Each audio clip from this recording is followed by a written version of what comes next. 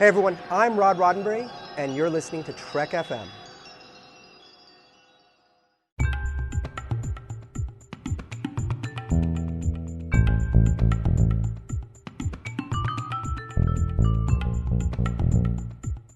Hello and welcome to Stage 9, Trek FM show about the people who make Star Trek. I'm Mike. I'm John. And today we're going to be talking about the latest pilot from Brian Fuller, the co-creator of Star Trek Discovery and also writer of various episodes of Star Trek Voyager and other things. American Gods. But before we do that, we've got some more Discovery casting news, of course. Yes. Because the show has like 1,500 characters in it, apparently. Apparently so. That's not really an exaggeration. No, not really. So a couple things. There were four new people announced. Yes. But five casting decisions which were announced. First off, Claire McConnell, who is in a movie called Dim the Fluorescence. I think she's not that experienced yet, but she's going to be in the series. So is a guy named Damon Runyon, who has been in a number of television shows, including Suits and Supernatural. Rekha Sharma, who's probably the biggest name in the group. She was on... Well, she's been on like pretty much every genre television show you could possibly imagine, from V to The 100 to Battlestar Galactica, where she played a very prominent role, where most people would be familiar with her if they watched Battlestar Galactica. And before anybody asks us if she was a Cylon, the answer to that question with Battlestar Galactica is always probably. But we invite you to watch the show and find out for yourself. Yes, and then there's Kenneth Mitchell is the fourth and final new person. Now, the interesting thing about him is that he is going to be playing a Klingon named Cole. Why is that interesting? Because there was another guy who was already cast as a Klingon named Cole. Yes. That was Shazad Latif, who we talked about. He played Dr. Jekyll and Mr. Hyde on Penny Dreadful. Yeah. Now, does that mean that Shazad Latif is no longer on the show? It does not. Nope. It does not mean that at all. Shazad Latif is now playing a Starfleet officer named Lieutenant Tyler. Now, okay, let's take a step back here, okay? Let's just first, okay, Rekha Sharma, she's playing a security officer aboard the Discovery, okay? Yeah. It's interesting to note that they specified aboard the Discovery, okay? We'll get to that in a minute. But she's badass. I love her on Battlestar Galactica. She played the president's assistant. Yes. Who, in later seasons, has a much more prominent role. She does. And she played an integral role in what I consider to be maybe the finest hour in television history with Crossroads Part 2, the season 3 finale. No. Yes. No. Yes. I got no problem with her or her performance, but that is not the finest hour in television history by a long shot. I think it might be. I think it might be. No. Yeah. No, not when you have in the conversation things like the season 2 opener of Twin Peaks, which you haven't gotten to yet. No, but I did watch episode 3 today, and I saw the carpet, the zigzaggy carpet. So now you get the Black Lodge reference. Now I get it. I don't know what the Festival. Black Lodge is because it was just in a room in a dream. But yeah. Well, spoilers. He was in the Black Lodge. Okay. In that dream. Okay. That's not a big spoiler. Trust me, it's not going to make a whole lot of sense by the end either. Oh, well, but, really? I'm shocked. I'm shocked. I know. Okay. Right. But anyway, the problem wasn't her with that hour of television. She is a good actress. She really is. I mean, I am primarily familiar with her from Battlestar Galactica, and I always enjoyed what she brought to the role. She portrayed what that role needed, which was a confident, assistant, a confidant, somebody who interacted and got things done. And it was also like a role which changed a lot over the course of the show. The character that she started playing is not the character that she finished playing. Yeah. And she was able to navigate that really well. I mean, okay, fine. We'll agree to disagree on the greatness of Crossroads Part 2, but oh, will we ever? I honestly do not see how, because there has never been a moment in television history for me which has rivaled watching that at the end of that episode and being like, oh my God, and needing to call up like Max and be like, did you see that? What does it mean? We have to wait a year. What does it mean? I was in the other camp of people going, oh my gosh. Oh my gosh! No, God, not how could you do that? Really? Come on! Because that opened up the doors to like any possibility. Even meant Moore that the was willing to show- make fun of himself for that ending. Come on! It meant the show could be anything. No, this is. See, the thing is, okay.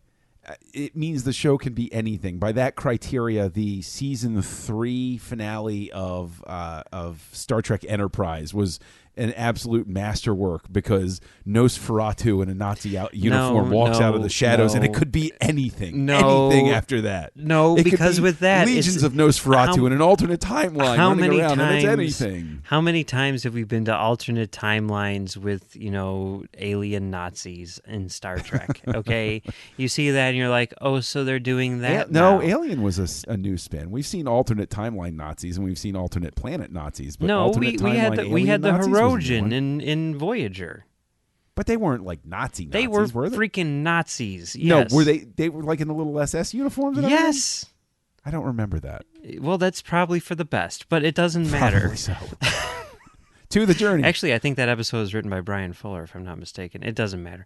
Anyway. No, it doesn't. Not at all. With Crossroads Part 2, it was like the thing about it, okay? I mean, there was a lot of stuff going on in there, okay? A whole lot of stuff in that episode, which is like any of it, which is like, oh, that's so badass. But the thing about it that put it over the top into what does it all mean was the music, okay? Oh no! Yes. No, come on, man. This is redonkulous because my reaction to that episode, especially the ending, was 180 degrees different from yours. Okay. Like, I didn't want to come back to the show after that. Oh, my God. I don't know what's going on here. I don't understand. The world doesn't make any sense anymore, does it? This is not the at first all. time It ever makes- on Stage it makes- 9 that it Mike and makes- I have hit an impasse like this. It makes less sense to me than it did to Rekha Sharma's character at the end of Crossroads Part 2. And that attributes everything to her her performance as an actress, as she embodied my own confusion at the end of that episode. What is happening right now? Yeah. So, but then, I mean, that her arc in that last season was amazing. And then when you got to the finale, like the very last scene that she's in is so good. It cracks me up. I know it shouldn't crack me up, but maybe it because there is a moment there where, like, a thing is about to happen, and right before it happens, like, she knows what's going to happen when this thing happens, right? She knows the implications of this thing, right, that everyone's about to do. And right before it happens, she's like, okay, now, before we do this thing, I just want to make sure that everybody's nice and calm and that we don't take anything too seriously here and that we realize that tensions are high and everything. And that cracks me up. I love it so much. okay. Which, that's another great finale. I have issues with the finale of Battlestar Galactica, but it's pretty amazing. I will say that the finale was good enough that my analogy became that it was like watching somebody who's a really talented, like a swimmer who's really good at the high dive, like their foot slips when they jumped off. That's the end of season 3. See- And then like they're having trouble recuperating, and that's like the beginning of season 4. And you think it's going to be like this tragic thing, and they still sort of like, belly flop at the end, but it's not like this dramatic. There's like no blood in the pool sort of thing. So I was like, okay, well, everybody walked out all right. I was just about to make an Olympic analogy too. I was going to go with maybe like the uneven bars or whatever it is, in gymnastics or whatever. And they landed on a broken leg. No, like they have like nearly flawless routine, And then when they're dismounting, they take the slightest step back. So instead of getting like a 10, they get like a 9.7. If I move over to the unparalleled bars or whatever it's called, they land on their head. But they're okay. They're okay. It's just a concussion. Like as they're taking them off, you see them give the thumbs right, up. They give the thumbs up with the neck brace on. You're like, okay, they're going to pull through.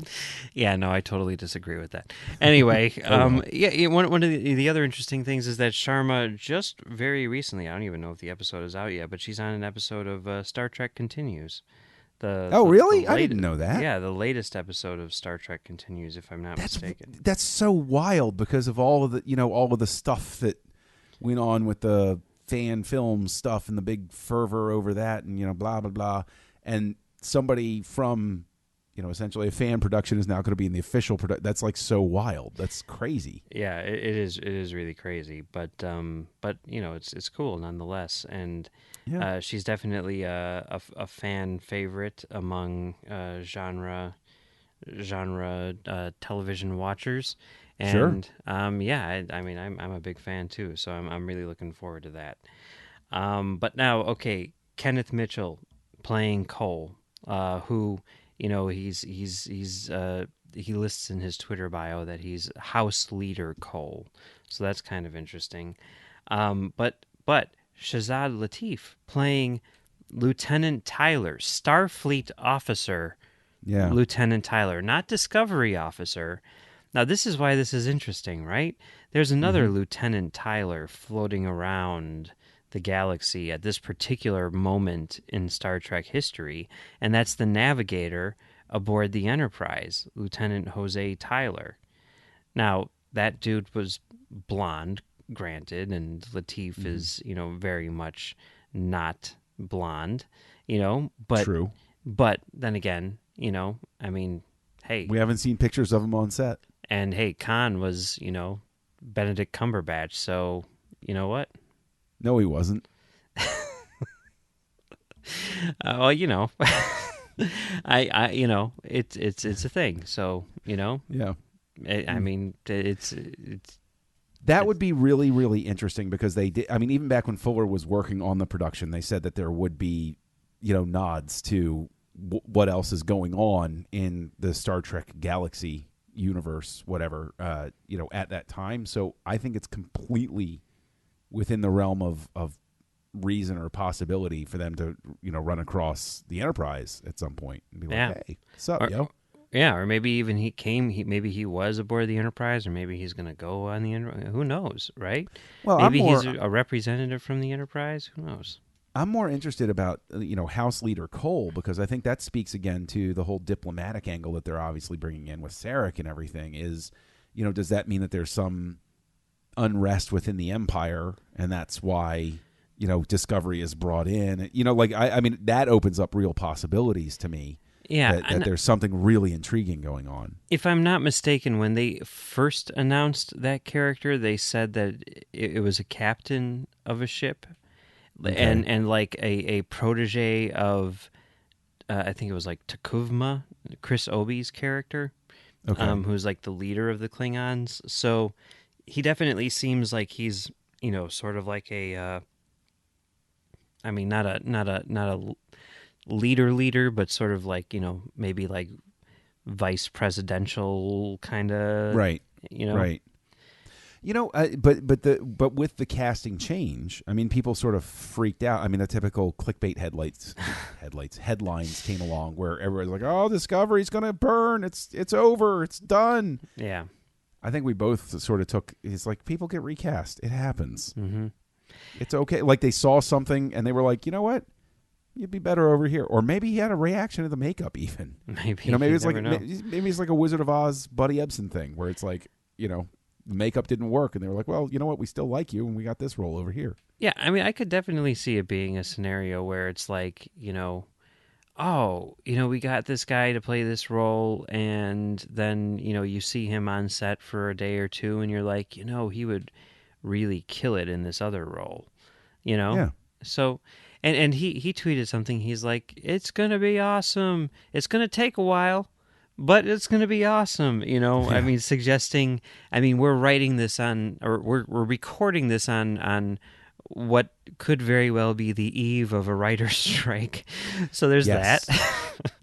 Yes. and yeah. Jason Isaacs just tweeted a thing where he's like, table read for episode 3, which I thought someone else tweeted that like 2 or 3 weeks ago.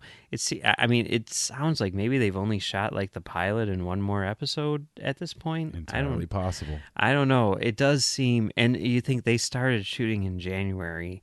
Now we're in May, and they've probably only shot about 3 hours of this thing. That's it is slow for television for sure, but maybe there was some course correction or whatever that was done, after the pilot.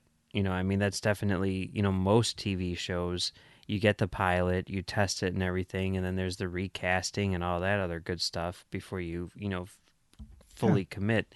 And they don't really have that luxury here with the full series order, but maybe there is some tweaking which is going on, in between. It was still, I still say it was their biggest mistake. CBS's biggest mistake was announcing it and pinning a launch date on it. They should have, in the very beginning, they should have just said, hey, new Star Trek show's coming out. We'll get it to you soon. Yeah, before And they just even left it at had a concept, really. Right. And I think that demonstrates how TV and film are just totally different animals, because a movie, they do that all the time, where Star Trek, Star Wars Episode 9 is coming out in May, May 2019, 20, whatever year it is. And they know that because a movie production schedule is fairly predictable. Barring a writer's strike, of course. Yeah. But even during the writer's strike, they can still do pre-production sketches and costume designs and stuff like that. And the director can brainstorm where he wants to go. They just can't engage the writer on it legally. But, well, within union rules, legally, I'm sure they could. But so the production schedule of a movie is, I think, a much more regimented thing, because it's such a big machine. Once you get that machine moving, it's a thing. To bring that motion to a stop is a lot.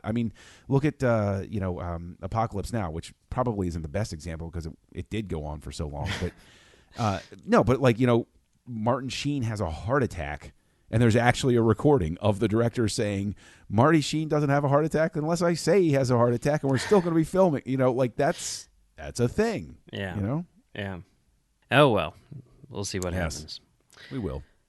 All right, so should we move on to American Gods? Let's do it, man. Okay, so American Gods. This is the new show from Brian Fuller, who's created it along with Michael Green, who is writing the upcoming Alien Covenant movie, or co-writing it at least. And it's based on a book by Neil Gaiman, and it stars a whole ton of people. Ricky Whittle, I guess, is the main guy. But it's also got Ian McShane, and even though they don't really appear in this, Crispin Glover is going to be a lead. Yeah, we missed him, and the show's going to be weird if Crispin Glover's name is in it. Yes, you see Crispin Glover in the credits, you're like, okay, it's going to get a little wacky at some points. Yeah. Not a knock on him. It's just like he does that really well. Oh yeah, no, for sure, he's amazing. But yeah, you want to give a synopsis of this thing, or a guy is in prison, and he gets released. He finds out because his wife has died, and along the way, it turns into sort of a bizarre road trip from hell, where he does encounter Ian McShane on his flight, and then in a bar, and McShane is very, very big on trying to get him to work for him. And he meets these strange characters along the way, and everything is very much, set up toward a character who's lost. And he keeps having these strange encounters where he doesn't know what's going on. So he's really a good, introduction character, world builder, where he's experiencing stuff for the first time as we are. And so basically that's the show in a nutshell so far. It's very stylized, and it does open, though, I will say, with one of the most brutal sorts of scenes I've ever seen on television. Well, I guess this doesn't count as television. It counts as television because it's Starz. Yeah, it's television. But that it opens, it kind of lets you know what you're in for immediately, because it basically starts with a tale of the Vikings landing on an island as they're searching for passage, and what they do to try to appease Odin to get them off of the island, because things aren't going particularly well. And you see a lot of really hyper-stylized violence, and you make a decision in that first 5 or 10 minutes. You're like, am I staying with this or am I not? Well, the thing that struck me about that first scene, we've watched all of Fuller's pilots here, and there is a quirkiness to his shows. For sure. Even the ones which are maybe sort of dark.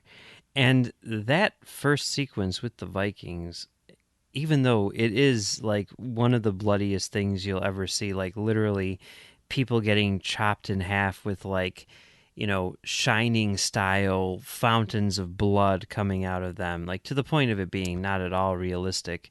I guess that's part of it. Like that scene is done very humorously. There's a sense of humor about the fact that they keep doing this to themselves in an effort, like you see the sort of broken logic of they're killing each other in an effort to get off the, it's this sort of thing where it's like, you're not really thinking this through. Don't you need all of your resources to get the boat out of there? And it's, there is a dark humor about it for sure.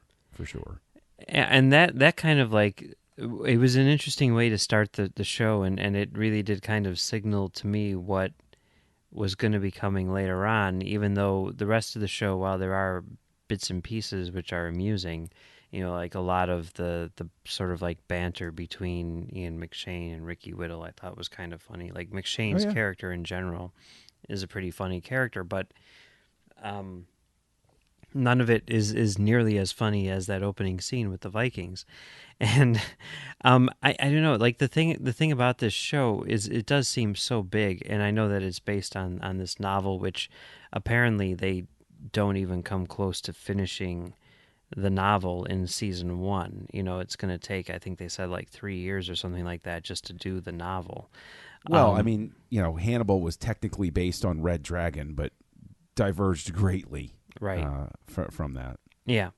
But this first episode really does not seem to be so much of like, an example of what the rest of the series is going to be in the typical pilot sense. It feels more like just the first chapter in this story, which is a lot of setup, Yeah. There is a fair amount of setup. Yeah, I think that even though the story that it's telling is sort of like satisfying. I mean, it leaves you on a cliffhanger, but it's satisfying in its structure.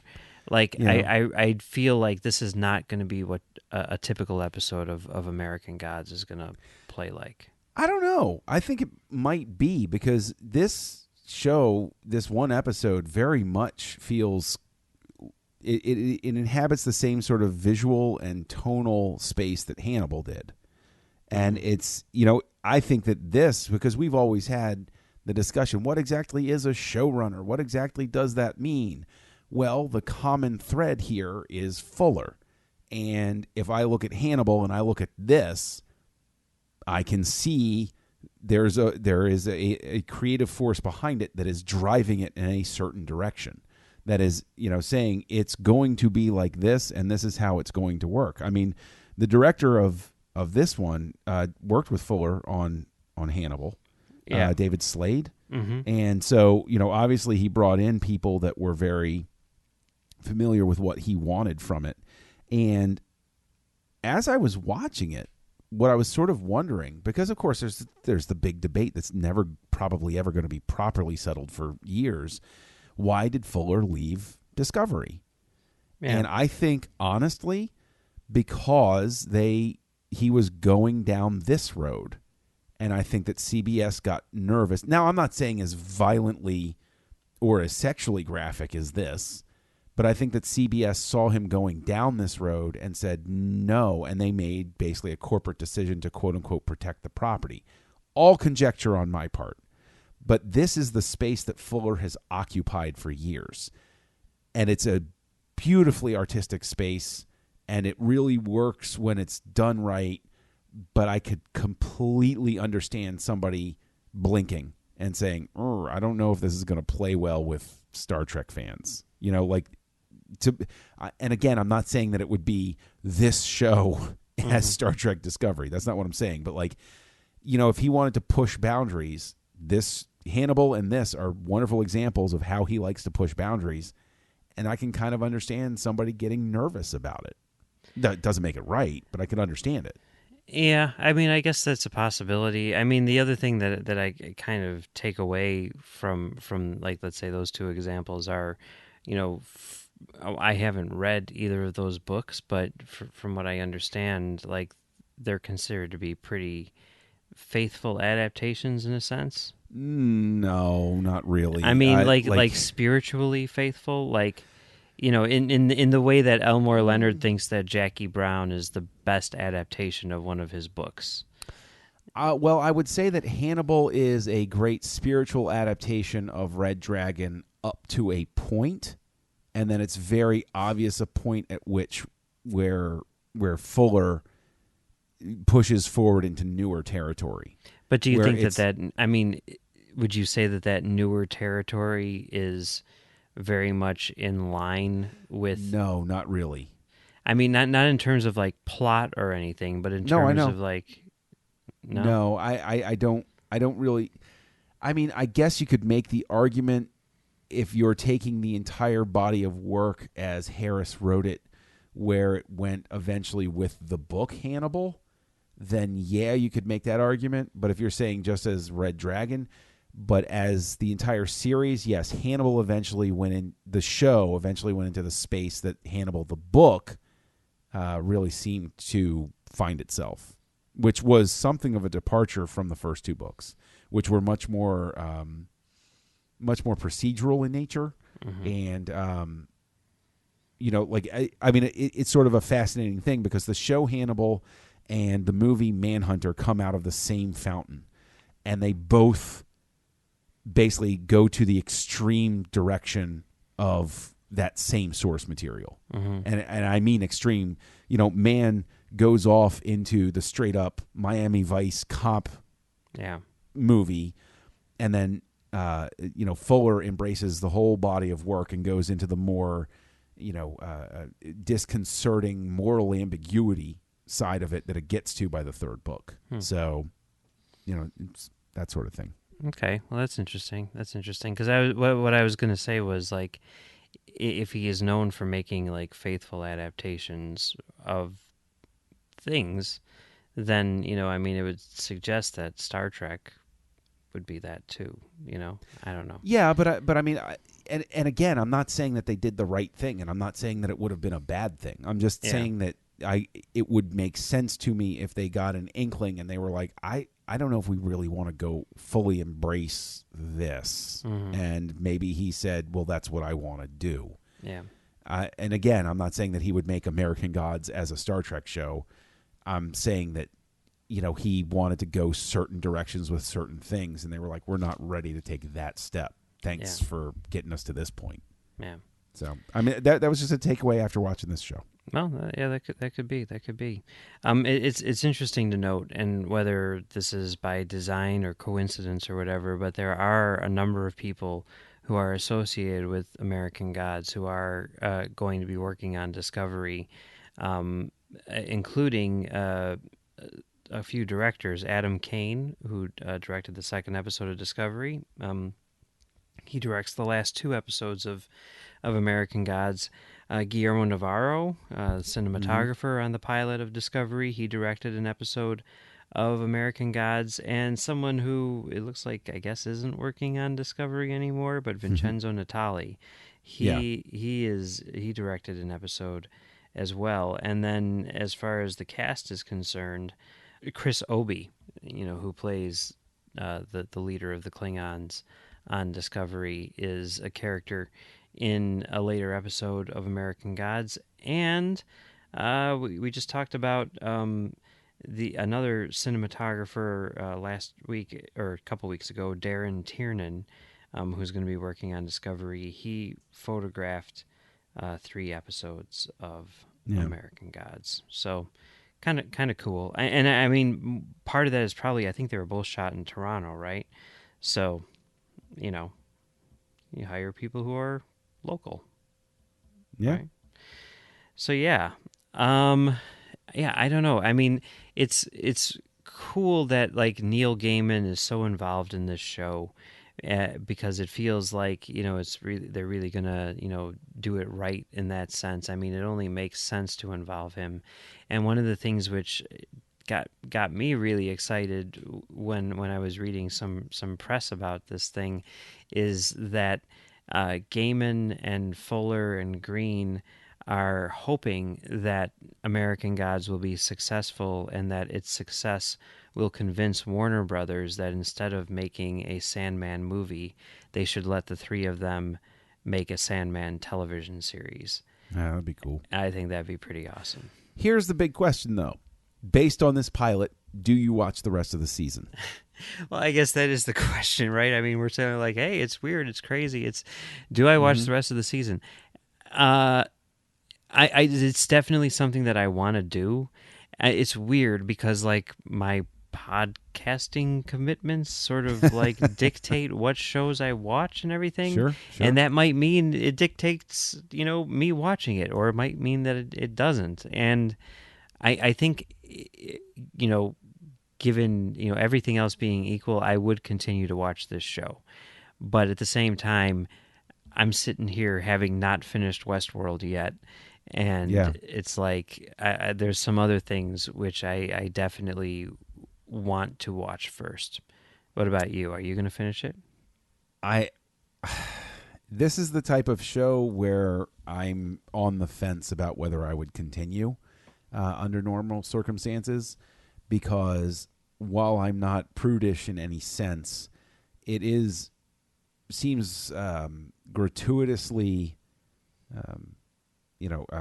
graphic in certain scenes, and it's one of those things where I don't have a problem with that per se, but at the same time, after a long day at work and a big commute, I'm like, like the Vikings thing, I get what you're saying about the humor and everything, but I'm looking at it and I'm like, oh, this is gross, man.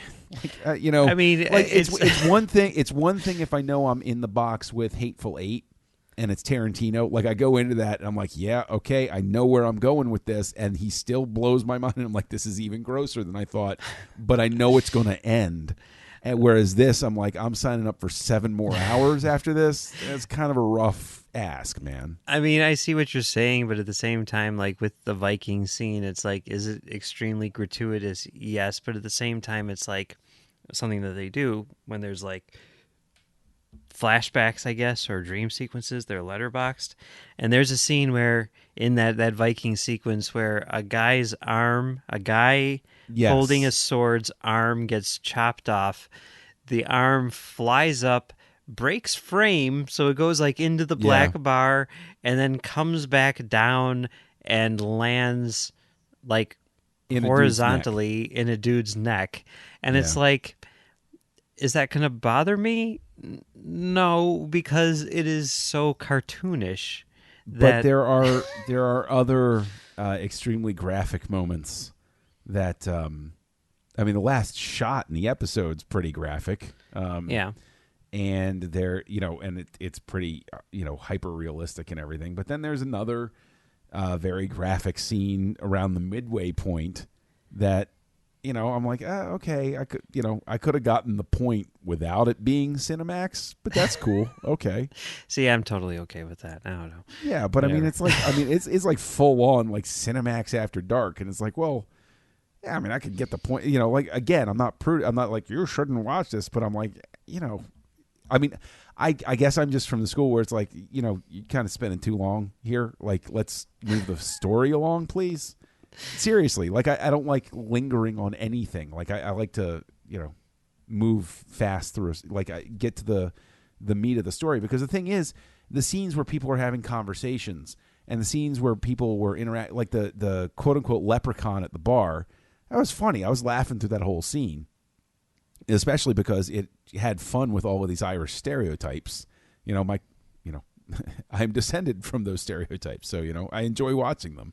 But like, it's one of those things where I just like to keep the thing moving as opposed to lingering on anything for too long. And I think if I were to ping the pilot for anything, it's that I thought that there were certain moments where it was too in love with what it was doing, and it didn't move forward fast enough.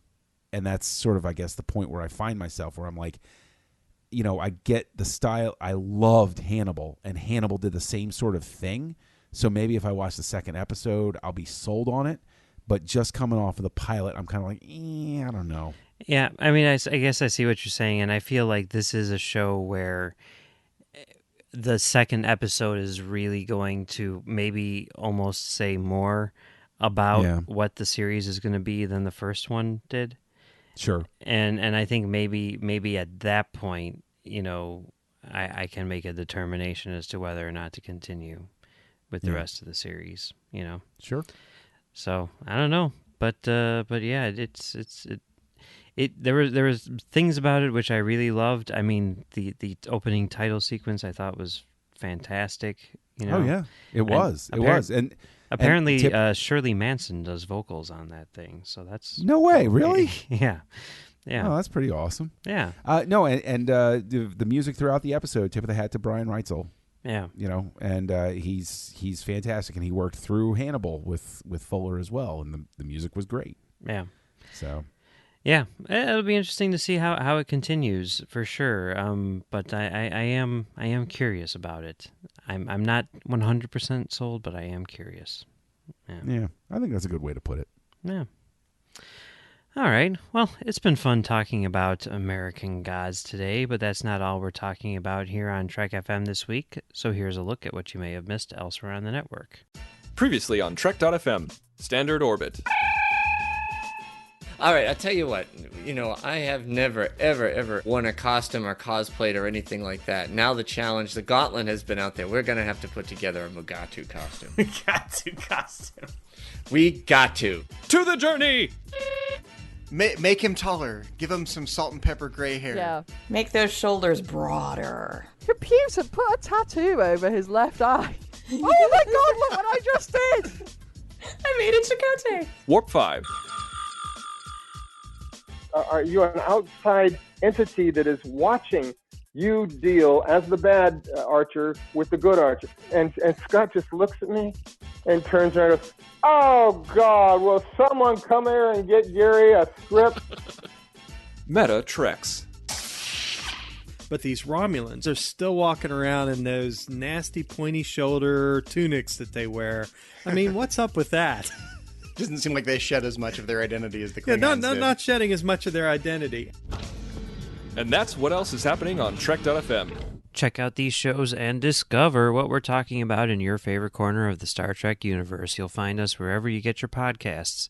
If you're an Apple user, be sure to hit the subscribe button. That helps us out greatly and makes it easier for other listeners to find the show as they search iTunes. If you're not an Apple user, we've got you covered as well. You can find our shows on Stitcher, TuneIn, SoundCloud, Windows Phone, and of course you can stream and download the MP3 file from our website and grab the RSS link as well. We'd like to thank our associate producers, Chris Steftenagel and Jeff Sutter. Thank you very much for helping us out, guys. If you want to be like Chris and Jeff, head on over to patreon.com/trekfm and become a patron of the network. If you visit patreon.com/trekfm, that's patreon.com/trekfm, you'll find our current goals and different milestone contribution levels, along with all the great perks we have for you, including early access to content, exclusive content, producer credits, and more. We really appreciate any support you can give us and hope you'll join the team. Again, you'll find all the details at patreon.com/trekfm. If you want to contact us, you can find us on Twitter at TrekFM or on Facebook at facebook.com/TrekFM. Facebook is also where you'll find the Babel Conference. Just type the Babel Conference, that's BABEL, into the search field on Facebook, and we'll come right up. So, John, where can people find you on the internet? Oh, gosh, look for Castle Junkie. Sometimes he darts in and out of the spotlight. And you can also find me co-hosting Words with Nerves with my pal Craig, which is a weekly dose of zaniness. You can find me co-hosting Aggressive Negotiations over on the Nerd Party Network with Matthew Rushing. And you can find me co-hosting Great Shot Kid, which is like this show, only it looks at Star Wars creators. And I'm hosting that with a delightful chap named Mike Schindler. Yeah, Great Shot Kid. It's a cool show. You guys should check it out. If you like this show, you'll like that show. That's over on thenerdparty.com. You can also find me on talkfilmsociety.com doing a show called Soderbergh 2828, where we look at all of Steven Soderbergh's movies throughout his career. We just did an episode on Ocean's 11, which, of course, was based on a movie written by Star Trek writer George Clayton Johnson. So head on over there and check that out. And you can find me on commentarytrackstars.com, where I do a show called Commentary Track Stars, where we do whatever the hell we want, including lots of audio commentaries. Including a commentary on X2 that I listened to recently, where I got to sit down with you and Max and talk about some of these things, because, quite frankly, you're both wrong on a couple of things, and not just the opinion stuff. So, all right. So we got some facts wrong as well. Well, I mean, just more of a silly debate about like the iron in the blood and what the iron in your blood versus the type of iron that would be a ferrous metal that Magneto could actually manipulate, and the difference would be, and if you actually injected the magnetic type in the metal into a person, it would kill him by the following morning. And so you got to just be like, it's okay, it's for the movie, that sort of thing. All right, so we need to bring you on as our science advisor, I guess. Yeah, sure. I'll be the Michael Okuda of Commentary Track Stars. Okay. Sounds good. All right. And you can also find me on Twitter at Mumbles3K. All right. So that's it for this week. Next week, we will be back to take a look at a movie written by Star Trek Nemesis writer John Logan. Any Given Sunday. I just feel that's how Al Pacino would have said it.